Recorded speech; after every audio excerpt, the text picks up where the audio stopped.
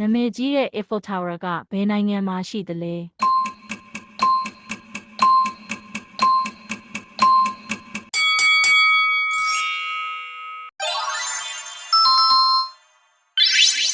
ကမ္ဘာပေါ်မှာမြို့အများဆုံးရှိတဲ့နိုင်ငံကဘယ်နိုင်ငံလဲ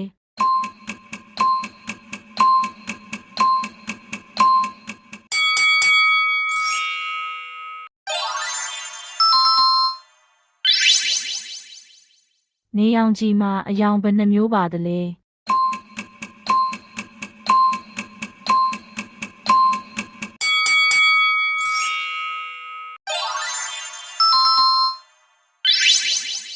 အာရှတိုက်ရှိအကြီးဆုံးနယ်မြေနိုင်ငံကဘယ်နိုင်ငံလဲ